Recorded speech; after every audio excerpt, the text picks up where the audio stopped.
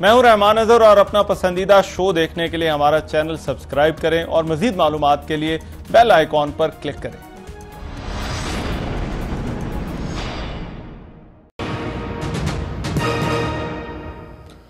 अस्सलाम वालेकुम, आपको आज के प्रोग्राम में खुशामदीद। एसओपीज की खिलाफ वर्जी पर हुकूमत बिलाखिर हरकत में आ गई। इत्तला यह है कि बाजारों और मार्केटों में इस पर एक्शन शुरू हो चुका है। वज़ीर आला पंजाब के ट्विटर हैंडल से आज यह ऐलान किया गया कि पंजाब भर में इस एक्शन की हिदायत जारी कर दी गई हैं। खैबर पख्तूनख्वा के तर्जमान अजमल वजीर ने भी ऐसा ही ऐलान किया। पाकिस्तान में कोरोना केसेस की तादाद में होशरुबा इजाफा हो रहा है। मुतासरा अफराद की जो तादाद है उसमें अब हम चीन से भी सबकत ले गए हैं। रोजाना रिपोर्ट होने वाले केसेस की तादाद 4000 से जायद हो चुकी है। अमवात की तादाद पिछले 24 घंटे में 82 रही। हालात के इस कदर खराब होने की वजह हमें पिछले चंद हफ्तों में अपने इर्द गिर्द की सूरत हाल पर अगर नजर दौड़ाएं तो मालूम हो जाती है। ईद से पहले और बाद में समाजी फासलों का ख्याल नहीं रखा गया। बाजारों और दीगर जगहों पर देखकर तो ऐसा महसूस होता था जैसे इस मुल्क में कोरोना की वबा मुकम्मल तौर पर खत्म हो चुकी है। एसओपीज पर अमल दरामद क्यों नहीं हुआ और क्यों नहीं हो रहा, इस सवाल के जवाब के लिए हुकूमत की जो एसओपीज के हवाले से पॉलिसी है उसको देखना होगा। जब लॉ में नरमी का फैसला हुआ था तो हुकूमत ने इस पर अमल दरामद की जो जिम्मेदारी है एसओपीज पर वो मुकम्मल तौर पर अवाम पर छोड़ दी थी। वायरस ने फैलना है।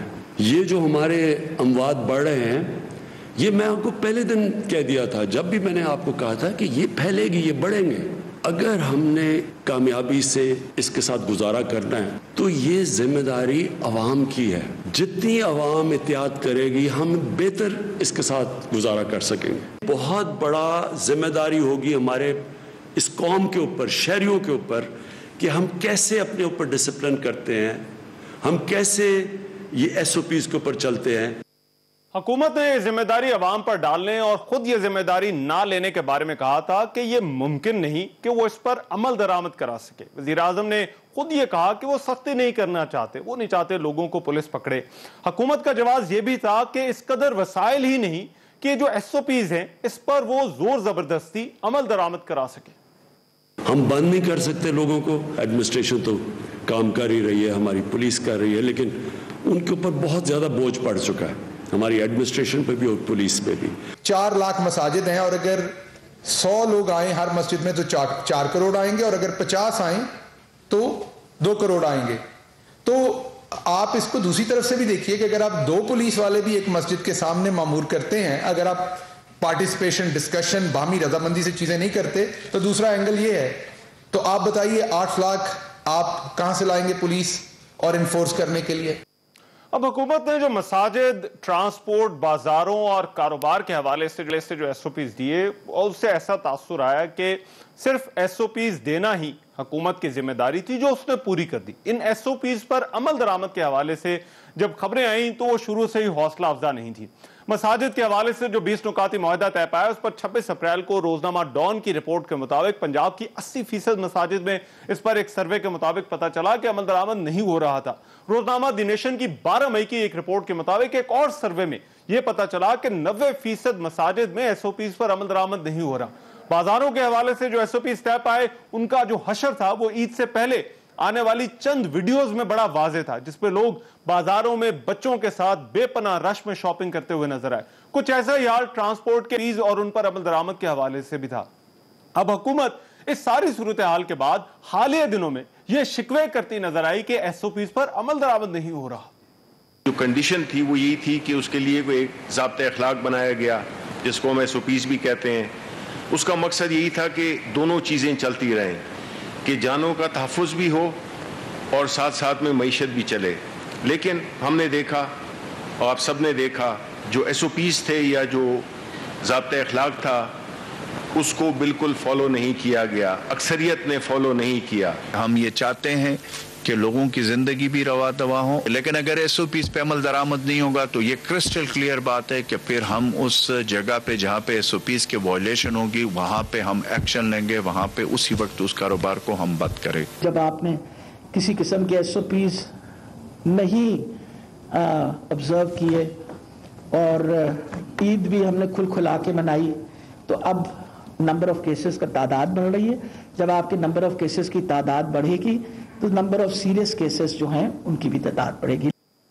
अब सवाल यह है कि क्या हुकूमत को इस बात का इदराक नहीं था कि एसओपीज पर लोग उस तरह से अमल दरामद नहीं करेंगे जिस तरह से वो चाहती है? क्या हुकूमत ये जो हमारे मुल्क के जमीनी हकायक हैं क्या इनसे आगाह नहीं थी? क्या हमारे पॉलिसी साज जो कोरोना के हवाले से फैसले कर रहे हैं उनके इल्म में ये बात नहीं थी? अब जबकि केसेस की तादाद बहुत ज्यादा बढ़ गई है और एक्शन की बातें हो रही हैं तो आगाज से इसका बंदोबस्त क्यों नहीं किया गया? ये मामला शुरू में लोगों पर क्यों छोड़ा गया? पहले नरमी और फिर सख्ती की पॉलिसी से कहीं हम अपना नुकसान तो नहीं करा बैठे?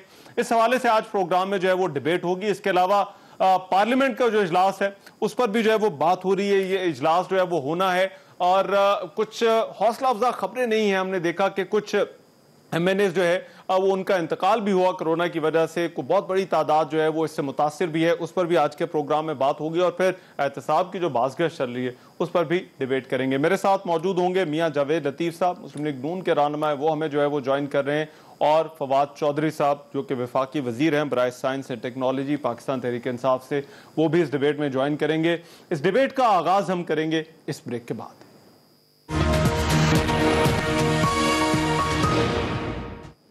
ब्रेक के बाद प्रोग्राम में एक मरतबा फिर से खुशामदीद। हमारी आज की डिबेट जो एसओपी से उस पर अमल दरामद ना होने का जिम्मेदार जो है वो कौन है? फवाद चौधरी साहब वफाकी वजीर बराए science and technology Pakistan Tehreek Insaf से, और मियां जावेद लतीफ़ साहब मेंबर कौमी असम्बली मुस्लिम लीग नून से मेरे साथ जो है वो आज की डिबेट में मौजूद है। चौधरी साहब, मैं आपसे इस डिबेट का आगाज करना चाहता हूँ। कौन सा जिम्मेदार है ये जो एसओपी पर अमल दरामद नहीं हो रहा? हुकूमत भी कह रही है क्यों नहीं अमल दरामद हो रहा? अवाम या हुकूमत या कोई और? देखिए, बात यह है, फ्रेंकली आप अमेरिका को देख लें, आप लंदन को देख लें, आप इटली को देख लें, तमाम जगहों ये पाकिस्तान में मैं थोड़ा समझता हूँ कि it's unfair to allege on Pakistan population के ना आप ये देखेंगे क्या कर रहे हैं। बाकी पूरी दुनिया में देखें, ये प्रॉब्लम ये है, हम इंसान इस तरह से प्रोग्राम नहीं हुए। हमें जो है ये मास्क पहनना, लोगों को ना मिलना, घरों में रहना, कुछ ना करना, ये इंसान का जो जीनोम है उसके ही खिलाफ। लिहाजा ये ब्लेम करना तो आई थिंक इट्स नॉट, ये सही नहीं होगा। लेकिन ये बात सही है कि लोगों को खुद एक समझना पड़ेगा, एक इन हालात के पेश नजर अपनी जो सेहत है उसके ख्याल करना पड़ेगा। और उसके लिए मेरा ये ख्याल है कि अब मीडिया ने, हुकूमत ने काफी हद तक अवेयरनेस लोगों को दे दी है। अब जिम्मेदार फ्रेंकली इसमें बड़ा मुश्किल है। अगर आप ये कहें ना कि जो एक पॉइंट ऑफ व्यू है कि नहीं कि गवर्नमेंट को तो डंडा लेके 10 करोड़ लोगों को या 12 करोड़ लोगों को इम्प्लीमेंट करना चाहिए था, वो नहीं हो सकता। आप कैसे लोगों को कहें कि आप मस्जिदों में ना जाएं और मस्जिदों के दरवाजों के ऊपर डंडे लेके खड़े हो जाएं?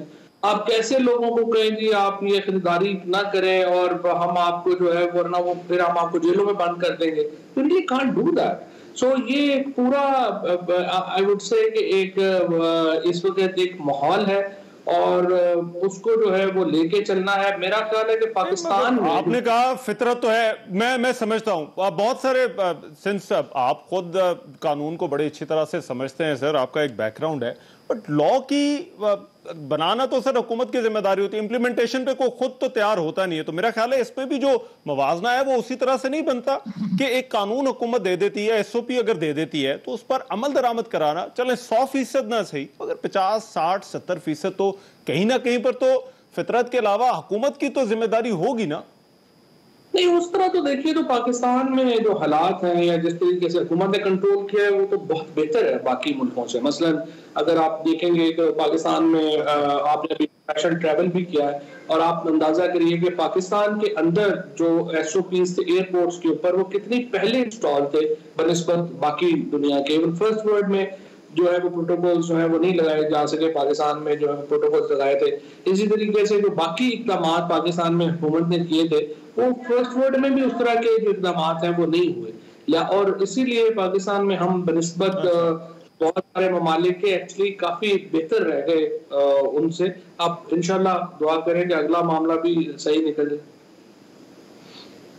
अच्छा, ठीक है। मियां जावेद लतीफ साहब, एसओपी दिए हुकूमत ने, अमल दरामद नहीं हुआ या नहीं हो रहा, तो जिम्मेदारी किसकी बनती है सर? हाँ, रहमान अजहर साहब, जिम्मेदारी तो उनकी बनती है जो इनको लेकर आए। बदकिस्मती ये है कि आप देखें कि पूरी पाकिस्तानी कौम जो है आज उसका कोई वाली वारिस नहीं है। रो रहे हैं लोग, पाकिस्तानी कौम तन्हा खड़ी है, बगैर किसी वारिस के खड़ी है। कि आप सरकारी अस्पतालों में देख लें, आप किसी जगह देख लें कि आवाम को किसी किस्म की कोई सहूलत मिल रही है। वसाइल जो होते हैं रियासत के, वो कौम के वसाइल होते हैं, वो कौम पर खर्च करने के लिए होते हैं। आप ये देखें कि जब एक रियासत का सरबराह ये कह दे कि जागते रहना, मेरे दिन ना रहना, हाथ खड़े कर दे, जिस तरह अभी मेरे भाई फवाद चौधरी साहब बात कर रहे हैं, मुझे ये तो कोई बताए ना कि आप अगर ये बात कह देंगे कभी कि दिहाड़ीदार किधर जाएंगे, कभी आप मईशत के पीछे अपनी नालायकियां नाहलियां छुपाने की कोशिश करते हैं, और कभी रमजान शरीफ में मजहबी जज्बात लोगों के उभार कर उसके पीछे छुपने की कोशिश करते हैं अपनी गलतियों और ऐसी हिकमत अमली जो नजर नहीं आ रही। मुझे ये बताएं रहमान अजहर साहब कि आप ईरान के बॉर्डर से लेकर तक की ऐसी हो जो नजर आ रही हो। आप ये देखें कि पहले कहते थे सख्त लॉकडाउन के हम हामी नहीं है। जिन मुल्कों ने, जिन रियासतों ने सख्त लॉकडाउन किया और मरहलावार उन्होंने उस पर काबू पाने के बाद मरहलावार उसको नरम किया, आपने पहले दिन भी उसको संजीदा ना लिया। और आज आप क्या कर रहे हैं, जब आपने पूरा पाकिस्तान खोल दिया तो आज आपको होश आया तो आप सख्ती से बड़ी मार्केटें बंद कर। मगर मियां साहब, ये हुकूमत जो कहती है, हुकूमत कहती है कि हमारे पास इतने वसाइल नहीं है, हम नहीं चाहते कि लोगों को जो है वो पुलिस पकड़कर जबरदस्ती जो है वो अमल दरामद जो है वो इन सारी चीजों के ऊपर करवाए। तो वो जो सवाल उठाते हैं कि ऐसा अमली तौर पर होना मुमकिन ही नहीं है। आपको लगता है कि अगर आपकी हुकूमत होती तो ये अमल दरामद जो है वो करवा लेती, एसओपीज अगर इस तरह की सूरत हाल में होते, या आप एसओपीज देते?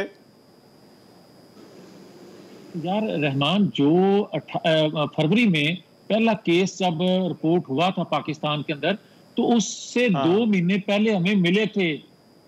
वो 2 महीने जो थे उसमें हमने हिकमत अमली भी बनाना थी, उसमें हमें अपने वसाइल को भी देखना था, उसमें हमने दुनिया को मॉनिटर भी करना था। दुनिया इस वबा से कम अपना नुकसान किस तरह उनका होएगा। आप ये देखें, मैंने ये कहता कि आप 100% इससे नुकसान से बच सकते थे, मगर नुकसान कम से कम होता। आप ये देखें कि जहां से ये वबा फूटी चीन से, चीन ने सख्त लॉकडाउन से आहिस्ता आहिस्ता उसको नरम किया, और आज उनका जो स्कोर है रिपोर्ट का, जो पेशेंट का, वो 2 पे आ गया है, और 1.25 खरब की आबादी है, अरब की आबादी है। आप ये देखें कि आपकी शरह उस हिसाब से कहां आप खड़े हैं, आप चीन से आगे निकल गए हैं। और खुदा न खास्ता अमवात की शरह भी उससे ज्यादा हो सकती है जो आज के हालात हैं। मेरा सवाल जो था, मैं तो देखिए, मैं तो प्रैक्टिकलिटी पर बात कर रहा हूं कि ये जो एसओपीज वाली बात है, देखिए अब लॉकडाउन और नो लॉकडाउन वाली उस चीज के अलावा हमें तो ये देखना है कि ये इसके साथ अगर मामलात आगे चलाने हैं तो फिर ये जो एसओपीज बने इन पर अमल दरामद किसने करवाना है। बट फवाद चौधरी साहब, मुझे एक चीज बताइए, अभी जो हुकूमत की पॉलिसी का हिस्सा है, सबसे पहले आपको करना होगा, प्राइम मिनिस्टर को करना होगा। प्राइम मिनिस्टर आप देखें, इनकी कैबिनेट के बाकी लोग देखें क्या उस एसओपीज पर अमल कर रहे हैं।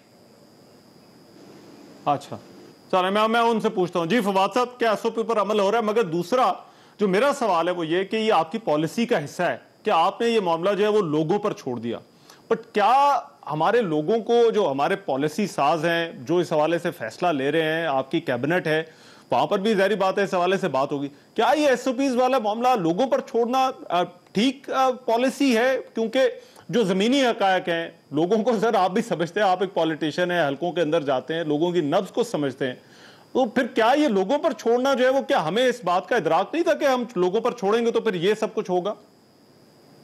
नहीं, तो देखिए, फिर आप क्या आप हमायत करते हैं कि लोगों को गिरफ्तार करना चाहिए, लाठीचार्ज होना चाहिए और उनको जेलों में डालना चाहिए, आप ये समझते हैं? नहीं, मैं ये कह रहा हूं कि सर एसओपीज पर अमल दरामद करवाना, अगर आप लेस से एसओपी बनाते हैं, आप कहते हैं कि एक जगह पर जो है वो महदूद तादाद में लोग आने, ये ताजरों से ही अमल दरामद कराना है, तो वो तो सर आपकी क्या रियासत मतलब उससे बिल्कुल मुबर्रा है? रियासत इतना भी नहीं करवा सकती? तो फिर आप फिर यही कह रहे हैं ना कि आप जबरदस्ती कराएं, जबरदस्ती कराने का तो यही तरीका है ना, और तो कोई तरीका नहीं। दूसरी बात यह है कि जावेद लतीफ साहब को तो आप ऐसे ही बुला लेते हैं, जहमत ही देते हैं पीएमएलएन को। पीएमएलएन का तो फ्रैंकली ना कोई पॉलिटिकल स्टेक है, ना उनको कुछ पता है। दुनिया में जब भी हुकूमतें जो आती हैं या पोजीशन जो होती है वो इस तरह से नहीं होती जिस तरह पाकिस्तान में है। मसलन वो अगर मसलन इतना जावेद लतीफ साहब ने जो भी बातें की हैं कि ये अमल क्यों नहीं करा रहे, क्या करा रहे हैं, मुझे बताएं पीएमएलएन मेन अपोजिशन पार्टी है, पीएमएलएन की स्ट्रेटजी कहाँ है कोविड से लड़ने की? आपको उन्होंने कोई रिटन डॉक्यूमेंट दिए कि वो किस तरह से चाहते हैं, क्या करें? एक मिसाल के तौर के ऊपर मसाजिद में जब ये आया था कि एसओपीज होने चाहिए, ये डिबेट चल रही थी, वो पहली पार्टी जिसने उसकी मुखालफत की वो पीएमएलएन थी। और इस वक्त तो ये बेचारे, एक तो इनकी अपनी जाहिर है लीडरशिप भी अभी कोई नहीं है, अभी इनको पता नहीं है कि इनको लीड किसने करना है, लिहाजा इनको तो एक दिन खाकान अब्बासी साहब को लीडर मानना पड़ता है, दूसरे दिन नवाज शरीफ को, तीसरे दिन शहबाज शरीफ को, चौथे दिन मरियम नवाज को। तो खैर ये इनके क्राइसिस है, जब उसके ये उसके बाद को ये उस तरफ आएंगे कोई पॉलिसीज वगैरह की तरफ। तो देखिए ये बात तो बिल्कुल बचगाना है कि हम कहें कि लोगों को उठा के जेलों में फेंक दो जो नहीं करते। यहाँ पे एनसीओसी का फोरम है, एनसीओसी में मगर फवाद भाई क्या लोगों को जेलों में डालने और हुकूमत लोगों को मामला लोगों पे छोड़ने के दरमियान में हुकूमत के पास कोई रास्ता नहीं है? There is no middle ground. आप बताइए क्या, आप बताइए 3-4 पॉइंट सजेस्ट करिए। रियासत के पास वसाइल है, रियासत जो है वो ताजरों को इस बात का पाबंद कर सकती है। मैं तो सिर्फ पॉलिसी साल नहीं हूं, मगर मैं आपसे एक कॉमन सेंस की बात कर रहा हूं कि रियासत ताजरों से कह सकती है, रियासत जो है वो ट्रांसपोर्टर्स पर सख्ती कर सकती है, अपना चेकिंग का सिस्टम बेहतर कर सकती है, लोगों की चेकिंग का सिस्टम जो है वो बेहतर कर सकती है। देखिए फ्रैंकली आपके पास भी इसका कोई जवाब नहीं है, और यही प्रॉब्लम ये है कि ये चले आपकी बात ठीक है, बट अब जो एक्शन हो रहा है फिर ये क्या है? मेरा पॉइंट मुकम्मल होते हैं। बात ये है, ये आपके पास इसलिए कोई जवाब नहीं है, उनके जावेद लतीफ साहब के पास, पीएमएलएन वगैरह के पास इसलिए कोई जवाब नहीं है कि ये 2+2 है नहीं, इसका कोई एक जवाब है ही नहीं कि आप क्या करें क्या नहीं करें।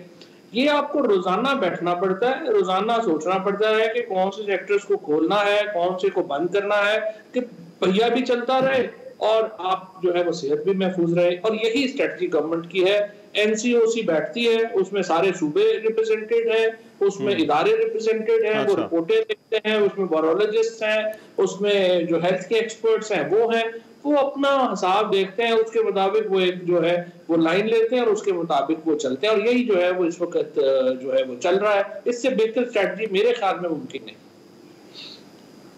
ठीक है जी मियां साहब, इससे बेहतर स्ट्रेटजी है नहीं, मगर तुसी पहले अपनी लीडरशिप वाला मसला हल करो सर। मैं पहले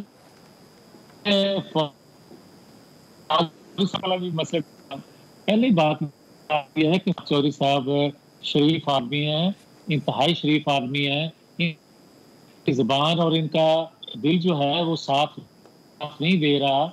एक दूसरा है कि इनको भी इल्म है जो कुछ हो रहा है। मैंने यही बात की थी ना, अच्छा, कि हुकूमत के पास वसाइल होते हैं, अदारे होते हैं, हुकूमत अमली हुकूमत ने बनाना होती है, दरामद हुकूमत ने करवाना होता है। हम तो तजवीज कर सकते हैं, हमारे पास अपोजिशन के पास वसाइल नहीं होते। अब आ जाए कि कोई अब तक की इनकी जो मीटिंग आपने 2-3 माह के अंदर है इतनी मीटिंग की है, रोजाना की बुनियाद पर, जिस तरह फवाद चौधरी साहब फरमा रहे हैं, इतनी मीटिंग की है, उसका कोई नतीजा सामने कौन के आया हो? मासवाए इसके कि साढ़े तो ना रहना तो जागते रहना। मतलब ये क्या हाल है भाई कि एक रियासत का सरबराह जो है वो हाथ खड़े कर दे कि कौम अपनी मर्जी करे।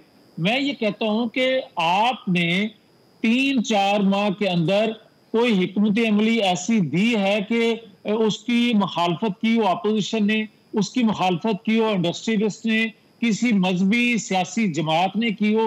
भाई आपके पास कोई हिकमत अमली है नहीं, आप अपोजिशन से कोई तजवीज लेने को तैयार नहीं, उनके साथ बैठने को तैयार नहीं है। आप अगर आपको तजवीज देने के लिए आपसे मुतालबा किया जाए कि और मिलके बैठे, तो आपकी तरफ से ये बयान आ जाता है इन्होंने अपनी जान छुड़ाना चाहते हैं कि हमारे साथ बैठेंगे और हमें पूछे ना, हमारा कोई एहतसाब ना हो। ये तो आपकी सीरियसनेस है।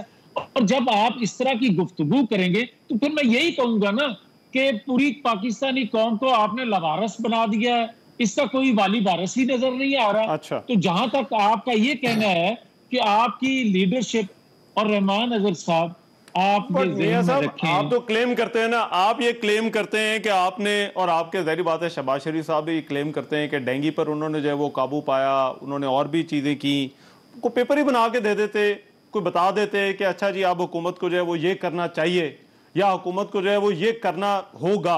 बट आपकी अपोजिशन भी तो सर, आपको जरूरत तो नहीं ना इनके साथ बैठने की, आप अपने तौर पे भी वो चीज अगर कोई पॉलिसी आपने देनी है तो वो तो दे सकते हैं। रहमान, मैं आप बस इनके ऊपर रहेंगे कि इन्हां दा इंतजार करते रहोगे कि बस ए बुलाएंगे तो फिर असी दसांगे, ऐसे नहीं। बात सुने ना, आपकी ख्वाहिश जो होगी वो तो मुझे पता नहीं, लेकिन रहमान मेरी बात तो सुन लेना। इतना हुकूमती वजीर साहब से मुतासर ना हो जाए कि अपोजिशन मजलूम है, अपोजिशन को नहीं, मैं उनसे मैं आपसे वो भी मुझे बातें सुना रहे हैं, आप भी मुझे बातें सुना रहे हैं। चले तुसी करो गल। लेकिन मेरी बात सुने, दो चीजें हैं। एक तो ये है कि हम इन साथ मिलने के इतने शौकीन नहीं हैं। जरूरत इस बात की, आपने डेंगू का जिक्र किया, उस वक्त हम हुकूमत में थे, ये हमें डेंगू बरादरान बार बार ताने दिया करते थे, मगर उस वक्त जो काम किया वो पूरी कौम के सामने है। अब आ जाएं आज के हवाले से कि आप कह रहे हैं कि इनको कोई तजवीज कर दें। हम तजवीज देना चाहते हैं और ये कहते हैं कि आपकी तजवीज की कोई जरूरत नहीं है। मैं ये कहता हूं कि जिस वक्त हम ये कह रहे थे, पूरी कौम ये कह रही थी कि 2-3 हफ्तों का सख्त लॉकडाउन कर दें, उससे कम से कम आप जो है कंट्रोल मुकम्मल ना कर सकेंगे तो क्योंकि पाकिस्तान की पैदाइश नहीं थी। आप जब मिक्स करते हो मैशत को और लोगों की जिंदगियों को, ये गलत है। हम ये कहते हैं कि जिंदगी भी सबसे पहले, उसके बाद अब ये हुकूमत ये कर रही है।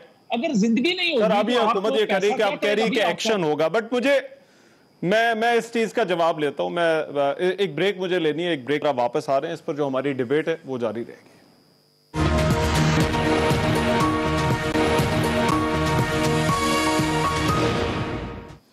ब्रेक के बाद प्रोग्राम में एक मरतबा फिर से खुशामदीद। आज की डिबेट एसओपीज पर अमल दरामद किसने करवाना था। फवाद चौधरी साहब और मियां जावेद लतीफ साहब मेरे साथ मौजूद हैं। और ब्रेक पर जाने से पहले जो बात हो रही थी एसओपीज के हवाले से, अब हुकूमत की मैसेजिंग के साथ भी जो है वो जोड़ा जा रहा है कि अवाम ने अगर इसको संजीदा नहीं लिया एसओपीज को, तो उसमें हुकूमत की तरफ से जो पैगामात आते रहे उसका भी बड़ा किरदार है। फवाद चौधरी साहब ये जरा सुन लें, आज वज़ीर आला सिंध ने जो है वो इसी यही जो है वो नुक्ता उठाया, क्या कहा जरा सुन लें, फिर इस बात को आगे बढ़ाते हैं।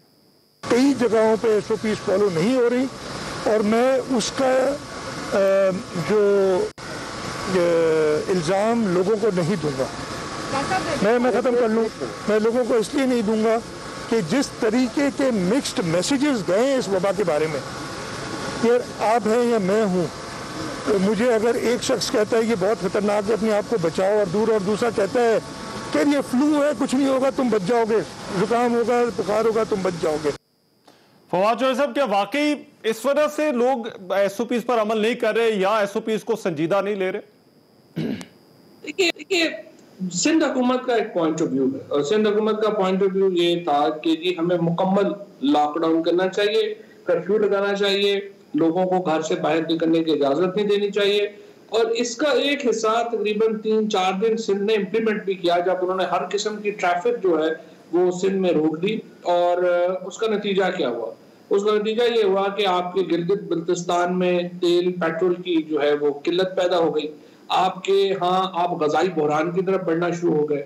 अब प्रॉब्लम क्या, ये मैं जिस तरह से पहले आपसे कहा ना कि ये बात मैसेजिंग की या ये नहीं है, कैच 22 है। मिसाल के तौर के ऊपर आप ये कहें कि अभी हमारे यहाँ गंदम की फसल उठाई गई है, ये पाकिस्तान की आप देखिए $500 बिलियन का जो है ये हमारा 500 अरब रुपए से ज्यादा की जो है ये हमारी सिर्फ पंजाब की गंदम है। अब इतनी बड़ी ट्रांजैक्शन जो फाइनेंशियल ट्रांजैक्शन है, आप उसको कैसे बैन करें? आप उसको बैन करेंगे, आपके यहाँ गजाई बहरान हो जाएगा। आप इसलिए इसको इस तरह से 2+2 में आप तोल नहीं सकते।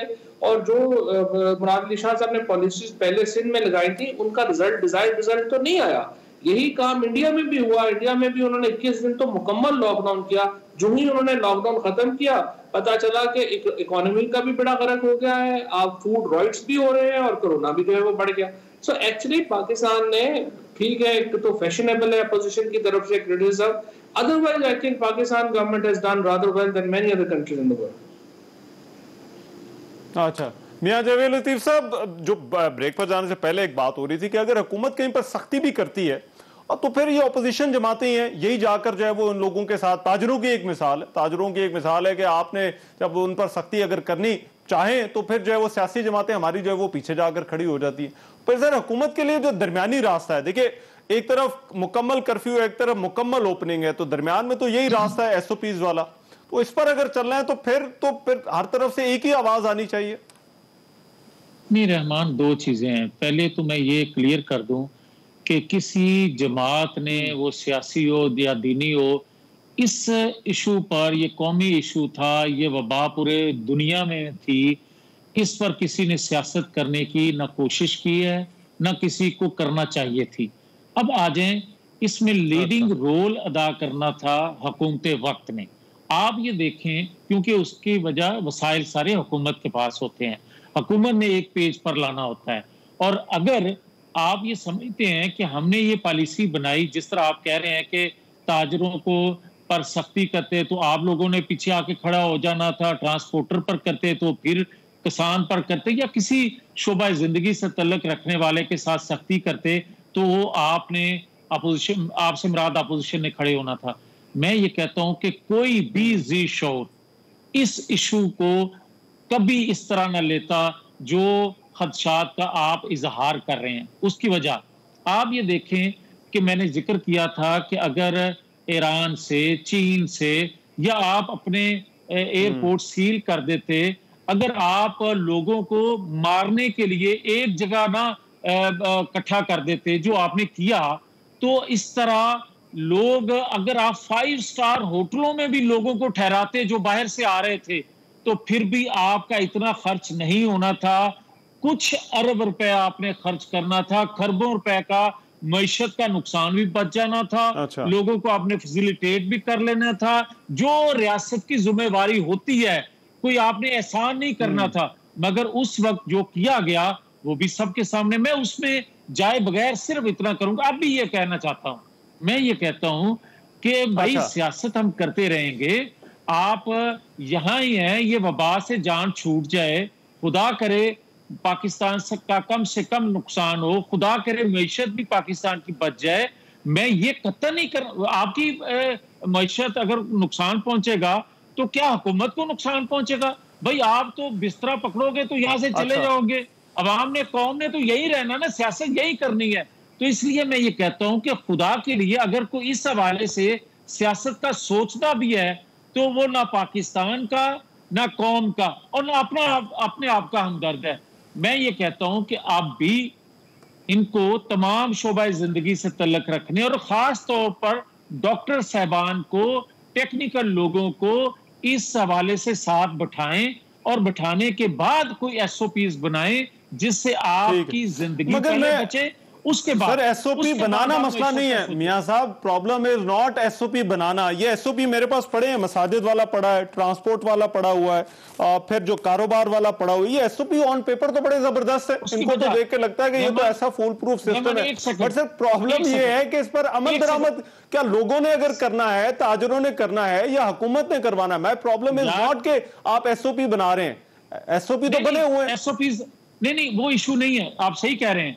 मैं ये कहता हूं कि इनकी संजीदगी का आलम यह था कि यकीन जाने आज से कुछ हफ्ते पहले तक पढ़े लिखे लोग वो कह रहे थे कि ये वबा है भी या नहीं, ये वबा है भी या नहीं। हाँ, ये तो डिबेट चल रही थी पाकिस्तान में, और आप 1 मिनट मुझे दे जरा, मैं गैर संजीदा हुकूमत। मियां साहब 1 मिनट जरा मुझे दे, मैं वेरी ब्रीफली मैं ताजरों का जो वर्जन है इस सारे मामले पर, SOP के मामले पर, वो ले लूं। अजमल बलोच साहब जो ऑल पाक जुम्मन ताजरान के सदर हैं, वो मेरे साथ इस वक्त मौजूद हैं। अजमल बलोच साहब बहुत शुक्रिया सर। मुझे ये बताइए, ना आप हुकूमत को सख्ती करने देते हैं, आज आप उस पर भी एतराज उठा रहे, ना आप लोग जो है वो SOP पर खुद अमल कराते हैं। तो सर ये काम आप देखें, दरमियानी रास्ता तो सिर्फ यही है, SOP पर अमल दरामद होगा तो ये कारोबार चलेगा, मामूलात चल सकते हैं। तो क्यों ऐसा कर रहे हैं सर? रहमान भाई हुकूमत को खुद समझ नहीं आ रही कि उन्होंने क्या करना है। देखिए, वजीर आजम साहब कहते हैं कि लॉकडाउन में नरमी करो, तर्जमान जितने हैं वो कहते हैं सख्ती करो, वजीर आजम साहब कहते हैं लोगों के लिए आसानी पैदा करो, ताजरों के साथ मिलकर इंतजामिया को लेके इनके लिए सहूलतें पैदा करो, ये कहते हैं डंडा उठाओ, दुकानें सील कर दो। मुझे समझ नहीं आ रही कि हुकूमत क्या है। वजीर आजम, देखिए वजीर आजम मुल्क का चीफ एग्जेक्टिव होता है, चीफ एग्जेक्टिव के जो ऑर्डर्स होते हैं वो कहते हैं जी कारोबार सारा 7 बजे तक चलेगा, ये कहते हैं 5 बजे तक चलेगा। मुझे तो समझ नहीं आ रही, जितने सूबाई हमारे तर्जुमान है, या तो उनको बड़ा शौक है टीवी चैनल्स पे आने का और उनको कोई पता नहीं होता हमने कहना क्या है। हमारे साथ मजाक उड़ा है, हमारा मजाक उड़ाया जा रहा है। लॉकडाउन पे सियासत हो रही है, पहले सिंध करता रहा है, अब पंजाब वो आप कभी के अकबर भाई मुझे ये बताएं आपकी जिम्मेदारी एसओपीज पर अमल दरामद कराना है या नहीं है? ताजरों की जिम्मेदारी देखिए बिल्कुल है। किसी दुकान पे आप कैमरा लेकर आ जाएं, सैनिटाइजर पड़ा है, मास्क पहना हुआ है दुकानदार ने, और वो पूरी कोशिश करते हैं। रश नहीं है, ईद के दिनों में रश था, अब 1 से 2 कस्टमर होते हैं। अच्छा। मैं अभी भी एक ब्लू एरिया की दुकान में खड़ा हूँ, आप यकीन करें एसओपी पे पूरा अमल हो रहा है। और हमने कहा हुआ है कि अगर कहीं एसओपी पे कोई दुकानदार अमल नहीं कर रहा, बेशक सील कर दे।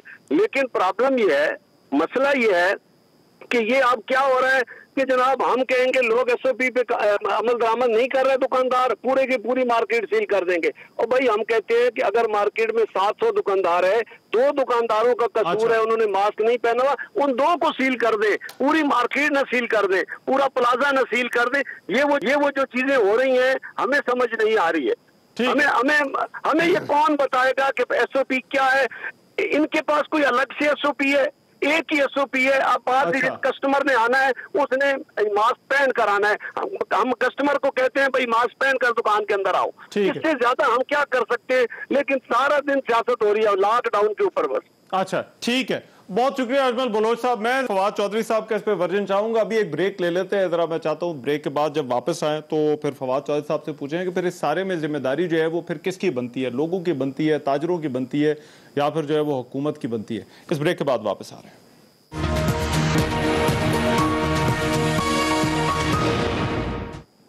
ब्रेक के बाद प्रोग्राम में एक मरतबा फिर से खुशामदीद। जो एसओपीज पर डिबेट है वो ब्रेक पर जाने से पहले हम कर रहे थे, लेकिन एक और मामला है, पार्लियामेंट का जो है वो सेशन उसका आगाज हो रहा है और ये एतराज पहले भी आता रहा है। और हालिया दिनों में वर्चुअल सेशन के हवाले से जो बात हुई थी उसके मुकाबले में फिजिकल इजलास का जो है वो मुतालबा रहा है, फिजिकल इजलास ही हो रहा है।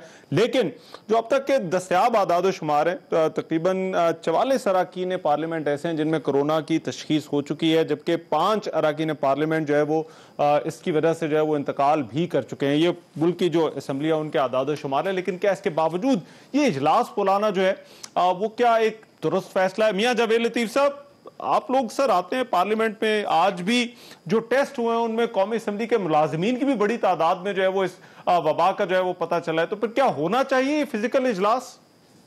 यार रहमान, अगर इजाजत दे 1 मिनट के लिए कि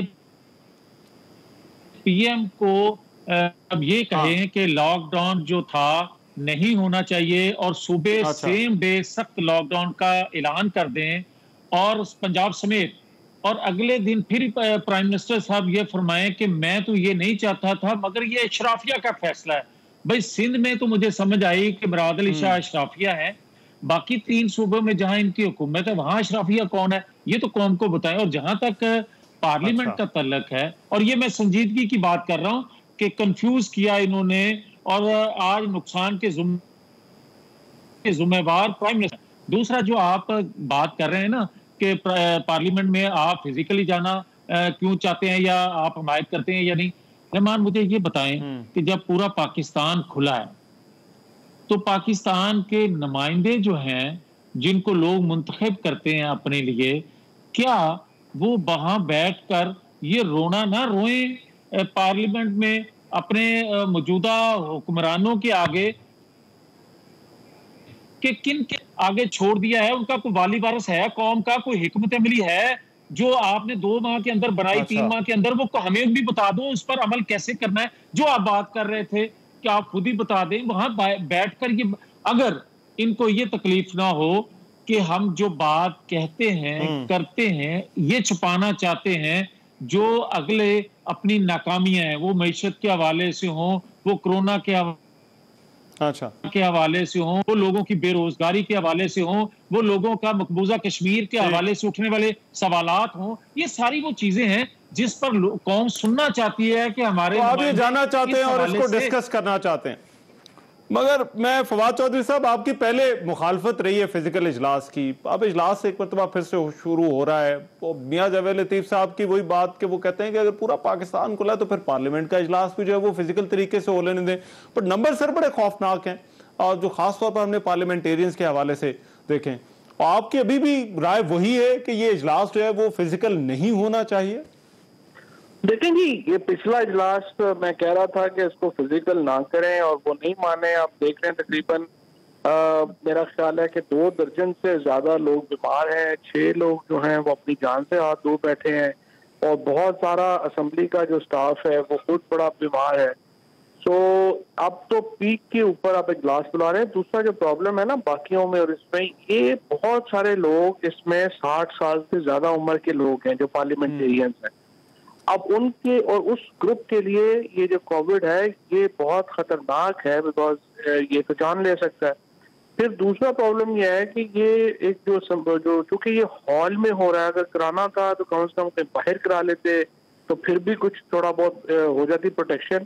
अब ये हॉल के अंदर कराना चाह रहे हैं जिसमें बहुत बड़ा ग्रुप जो है वो एजेड लोगों का होगा। I think we are exposing our legislators to a huge danger, और इसकी जरूरत नहीं थी। आराम से हम वर्चुअल इजलास पे सब लोग जो है वो शामिल भी हो जाते हैं, उसकी तस्वीरें भी हो जाती हैं, कोई फर्क भी ना पड़ता। तो मुझे नहीं समझ आती। और जो अपोजिशन ने पिछले दफा इंसिस्ट किया था कि इसको कराओ, तो खुद ही जो है शहबाज शरीफ साहब वगैरह इजलास में नहीं आए, तो बाकियों को जो है वो इधर धकेल के बीमारी में और खुद जो है वो घर बैठ जाते हैं।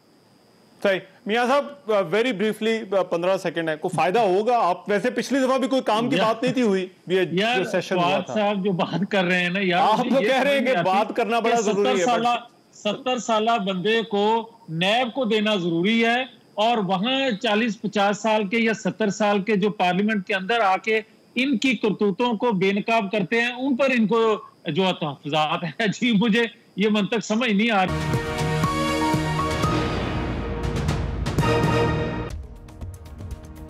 मैं हूं रहमान अजहर, और अपना पसंदीदा शो देखने के लिए हमारा चैनल सब्सक्राइब करें और मजीद मालूमात के लिए बेल आइकॉन पर क्लिक करें।